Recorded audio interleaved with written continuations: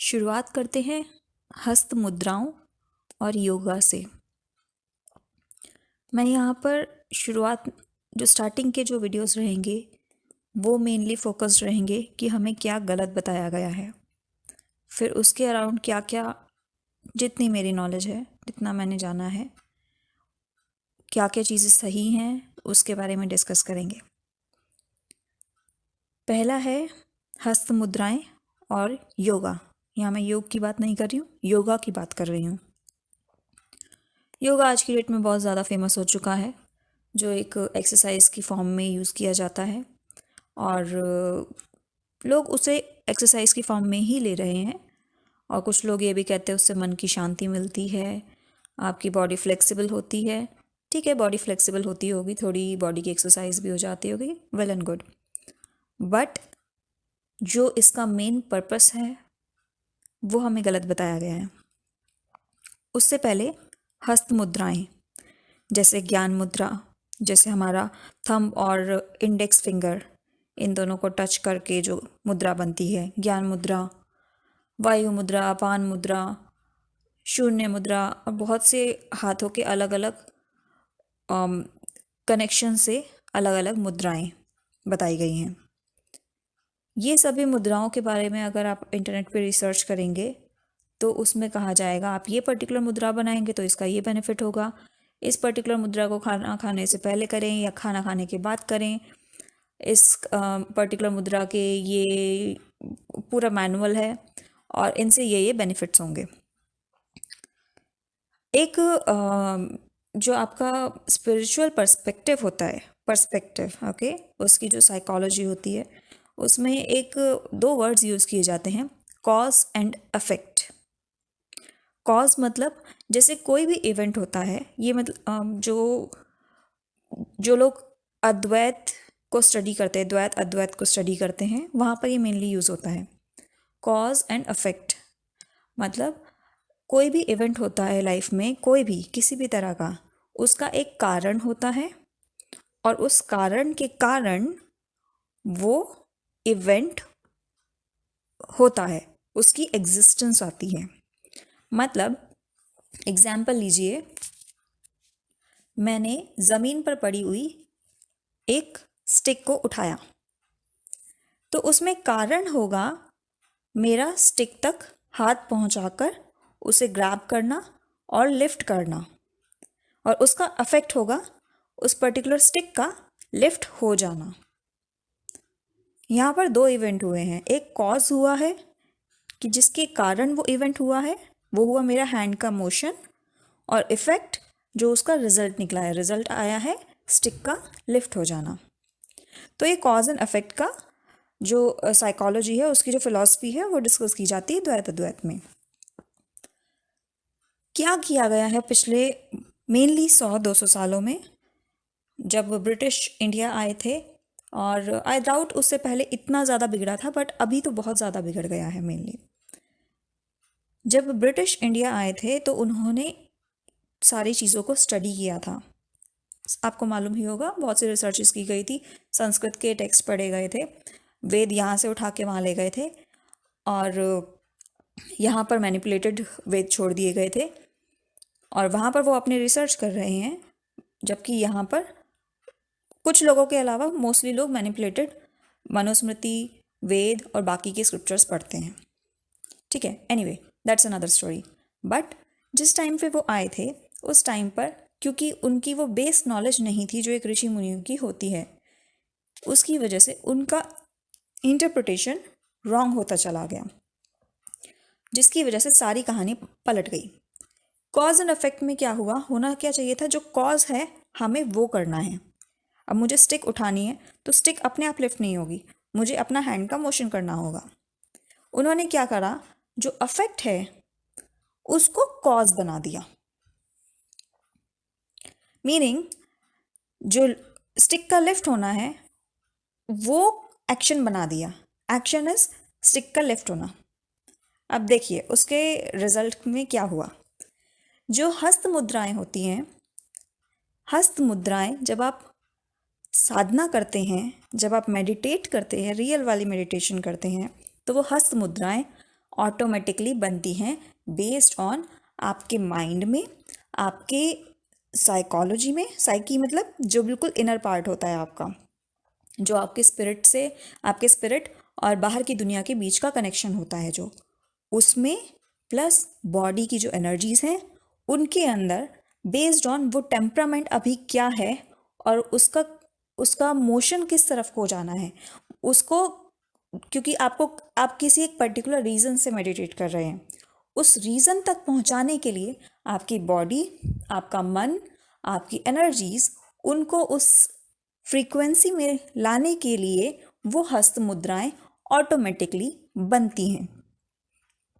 जब आपका ध्यान लगने लगेगा, आप खुद देखेंगे कि ज्ञान मुद्रा आपको बनाने की ज़रूरत नहीं पड़ेगी, चाहे आप अपने ऑफिस का काम ही क्यों ना कर रहे हो।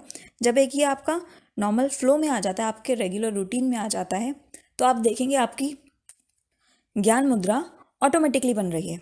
जब आप नॉर्मल काम भी कर रहे होंगे तब भी आपके थंब और इंडेक्स फिंगर ऑटोमेटिकली टच हो जाएंगे आपस में, जिस टाइम पर आप फोकस्ड होंगे किसी एक पर्टिकुलर टास्क के प्रति, जब आपका माइंड फोकस्ड होगा। सिमिलरली कुछ मुद्राएं होती हैं, हस्त मुद्राओं की ही मैं बात कर रही हूँ इस वक्त, जो बताती हैं कि वो आपकी एंजाइटी को कम करती हैं। तो अगर आपके अंदर किसी भी लेवल की एंजाइटी है, अगर आप मेडिटेट कर रहे हैं और अगर उस टाइम पर आपके अंदर 1% भी कुछ ऐसी एंजाइटी है जो आपको अफेक्ट कर सकती है, तो वो हस्त मुद्राएं ऑटोमेटिकली बनने लगेंगी, जिनका रिजल्ट कहा जाता है कि वो एंजाइटी को कम करती हैं। वो मुद्राएं कम नहीं कर रही हैं, वो मुद्राएं रिस्पॉन्स हैं, क्योंकि आपकी एंजाइटी कम हो रही है, उसके अकॉर्डिंगली बॉडी ने अपने आप एक जेस्चर को क्रिएट किया है उन एनर्जीज को अलाइन करने के लिए। तो ये जो हस्त मुद्राएं हैं, ये आपको हस्त मुद्राएं खुद से बनानी नहीं है। उन हस्त मुद्राओं को कब बनाने का, ये एक एग्जाम्पल लेकर चलिए। सूरज है, ठीक है, सूरज की रोशनी, हमने यहाँ धरती पर एक पानी का बर्तन रख दिया, ठीक है, सूरज की रोशनी जो इमेज है वो उस पानी में पड़ रही है। अब हमने क्या किया, हम चाह रहे हैं कि हम सूरज की शेप बदल दें। उसके लिए हमने क्या किया, हम बेवकूफ़ हैं, क्योंकि हमने क्या किया, पानी का को थोड़ा सा मोशन दे दिया, थोड़ा सा हिला दिया, और हमने कहा अरे देखो देखो सूरज की शेप बदल गई। क्या उससे सूरज की शेप बदली है? नहीं, ओरिजिनल सूरज तो ऊपर है ना, ये तो उसकी सिर्फ छाप है। वो सूरज अगर किसी और पानी में पड़ेगा, वो एग्जैक्ट वापस से वही छाप देने लग जाएगा। तो मेरे यहाँ से पानी में मोशन करने से कभी भी सूरज नहीं बदल सकता है। सूरज में अगर मैं, आई एम हाइपोथेटिकली सेइंग, अभी इस पर्टिकुलर स्टेज के हिसाब से, अगर मैं सूरज में कोई बदलाव करना चाहती तो मुझे सूरज के लेवल पर जाना पड़ेगा। सेम अगर हमें अपने अंदर बदलाव करना होता है तो हमें अपने अंदर उतरना होता है। बाहर के हाथों के जेस्चर से अंदर का बदलाव नहीं होता है, ठीक है। ये रहा पहला हस्त मुद्राओं की बात। दूसरी आती है योगिक पोस्चर्स, जो आज की डेट में योगा बन चुका है, ठीक है। अगर कुछ लोगों को उससे बॉडी में फ्लेक्सिबिलिटी मिलती है, उनकी एक्सरसाइज का पर्पस सॉल्व होता है, तो it's well and good. But जब आप साधना में उतरते हैं, जब आप मेडिटेट करते हैं, वो सभी योगिक पोस्चर्स जो होते हैं, these are called yogic postures, English का टर्म जो मैं बता रही हूँ, ये जो सभी हैं ये भी ऑटोमेटिकली बनते हैं। आपकी बॉडी कंट्रोल नहीं कर पाती है उस पर्टिकुलर टाइम पर। अगर आप चाहेंगे ना कि मैं वो योगिक पोस्चर ना करूं, तो भी आपकी बॉडी आपको पुश करेगी वो पोस्चर को बनाने के लिए। सेम आपकी हस्त मुद्राओं के साथ होता है। अगर एक पर्टिकुलर पोस्चर, मैंने किसी बच्चे के साथ मैंने ट्राई किया था, मैंने उसे कहा कि that kid was trying to meditate, मैंने उसे कहा कि ज्ञान मुद्रा बनाओ ये पर्टिकुलर, उसने कहा ये वाली नहीं बन रही है, मैं इंडेक्स फिंगर को टच करने का नहीं बन रहा, मैं जब भी करने की कोशिश करती हूँ मेरा थंब जो है मेरी मिडिल फिंगर को टच करता है, तो मुझे उस टाइम पर पर्टिकुलरली ध्यान नहीं रहा। मैंने कहा कोशिश तो करो ज्ञान मुद्रा, कहती नहीं बार बार नहीं बन रहा। मैं जैसे ही वो करती हूँ मेरा बार बार मेरा थंब जो है वो इंडेक्स फिंगर पे चला जाता है। क्यों? क्योंकि आपकी जो बॉडी की एनर्जीज हैं वो अकॉर्डिंगली, वो जिस पर्टिकुलर वे में अलाइंड है, उस हिसाब से वो मुद्राएं बन रही हैं। ये ज़बरदस्ती बनाने की चीज़ें नहीं होती हैं कि आप फिजिकली इन पर्टिकुलर मुद्राओं को बनाओगे तो आपके अंदर चेंज हो जाएंगे, नहीं। ये कॉज एंड अफेक्ट को उन्होंने उल्टा कर दिया है। ये जो हस्त मुद्राएं हैं ये अफेक्ट है, इसको इन्होंने कॉज बना दिया है कि ऐसा करोगे, हस्त मुद्राएं बनाओगे, जो कि कॉज बना दिया इन्होंने, तो आपके अंदर ये चेंजेस होंगे। नहीं, इट्स द ऑपोजिट। जब आपके अंदर ये चेंजेस हो रहे होंगे तब वो हस्त मुद्राएं बन रही होंगी। सिमिलरली जब आपके अंदर पर्टिकुलरली कुछ चेंजेस हो रहे होंगे आपकी बॉडी में, एनर्जी की मैं बात करूंगी बाद में, बट जो भी आपकी बॉडी की जो एनर्जी है वो एक पर्टिकुलर वे में अलाइन हो रही होगी, एक पर्टिकुलर फ्रीक्वेंसी में मोल्ड हो रही होगी उस टाइम पर, डिपेंडिंग ऑन कि वो किस तरीके से जा रही है, बहुत सी चीज़ें होती हैं। बट जब वो हो रहा होगा उस टाइम पर वो योगिक पोस्चर्स ऑटोमेटिकली बनते, including including the head stand, जो आप सर के बल खड़े होते हैं, मुझे उसका पोस्चर का नाम याद नहीं है अभी, बट जो आप सर के बल खड़े हो जाते हैं, इंक्लूडिंग दैट। और कई बार ये भी हो सकता है कि आपको खुद को फील होगा कि आप चाह रहे हैं उस पर्टिकुलर पोस्चर में ट्विस्ट होना, आपको अंदर से आ रहा होगा। डिपेंडिंग ऑन, अगर आप और ज़्यादा एक्सट्रीम में मेडिटेट कर रहे होंगे उस टाइम पर, तो वो ऑटोमेटिकली आपकी बॉडी मूवमेंट हो भी जाएगी। कई लोगों की होती है जो कहते कि हमारे साथ हमारी बॉडी अलग अलग तरीके से मूव करने लग गई। अब ये होना अच्छा है या बुरा है, उससे पहले आप, आई होप आपको कॉज एंड इफेक्ट, बहुत इंपॉर्टेंट है कॉज एंड इफेक्ट, क्योंकि ये सिर्फ मुद्राओं तक नहीं है और बहुत लेवल पर प्रोजेक्ट किया गया है पिछले 100-200 सालों के अंदर, जिसके बारे में आने वाली वीडियोस में बताऊंगी। बट ये समझ आना बहुत ज़रूरी है। इनके समझ नहीं आया हो तो प्लीज़ मुझे बताइएगा, मैं कोशिश करूंगी कि दूसरे वर्ड्स में समझा सकूं, क्योंकि इसके बिना और जो इससे नेक्स्ट लेवल की चीज़ें वो समझनी मुश्किल हो जाएंगी। अब पॉइंट ये आता है कि ज़रूरी नहीं है हर इंसान के साथ ये पॉस्चर्स बने। किसी इंसान के साथ हो सकता है एक दो पॉस्चर बने या एक दो मुद्राएं बने, किसी के साथ हो सकता है बहुत सी मुद्राएं या पॉस्चर बने, किसी के साथ हो सकता है बिल्कुल भी ना बने। मैक्सिमम ज्ञान मुद्रा बनकर, ज्ञान मुद्रा के चांसेस ज़्यादा हैं, जो मैक्सिमम लोगों में बनने के चांसेस ज़्यादा हो जाते हैं, क्योंकि मेडिटेशन का मेन जो बेस है वो कहीं ना कहीं फोकस है। तो उसकी ज्ञान मुद्रा आपको उस तरफ को पुश करती है, आपके फोकस की तरफ। सॉरी, फोकस जो है वो ज्ञान मुद्रा क्रिएट करता है, दैट्स अ एग्जैक्ट स्टेटमेंट। तो अगर आपके साथ अगर पॉस्चर्स नहीं भी बन रहे हैं बट आप मेडिटेट कर पा रहे हैं, देन ऑल्सो इट्स ओके। एक बहुत बड़ी प्रॉब्लम हुई है लोगों के साथ कि लोग अपने एक्सपीरियंसेस दूसरे इंसान के एक्सपीरियंसेस के साथ कंपेयर करते हैं कि उसके साथ तो ये बहुत ही स्ट्रॉन्ग से एक्सपीरियंस हुआ था, मेरे साथ तो नहीं हुआ।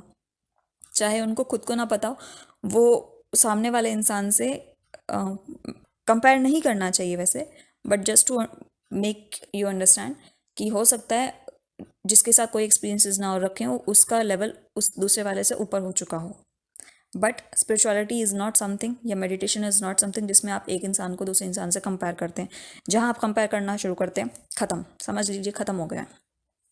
ठीक है, तो अच्छे लेवल पे भी कंपेयर ना करें, बुरे लेवल पे भी कंपेयर ना करें। हाँ, आप कुछ चीज़ों को सीख सकते हैं बट एक्सपीरियंसेस को कभी नहीं सीखना चाहिए कि क्या सामने वाले के साथ जो एक्सपीरियंस हो रहा है वो मेरे साथ भी हो, वो गड़बड़ करता है। क्योंकि ये जो एक्सपीरियंसेस हैं वो आपकी एनर्जी, आपकी पर्सनल एनर्जी, आपकी बेस डिज़ायर्स जो आपके स्पिरिट में बसी हुई हैं, जो आपकी इस जन्म की नहीं और कितने ही जन्मों की डिज़ायर्स हैं, प्लस आपकी इस जन्म में आपने क्या नई डिज़ायर्स क्रिएट कर दी हैं, और जो आप पूरे हैं, आपका जो अस्तित्व है, प्लस जो आपकी एनर्जीज हैं, प्लस जो आप चाह रहे हैं, उन सब के अकॉर्डिंगली होती है वो चीज़ें।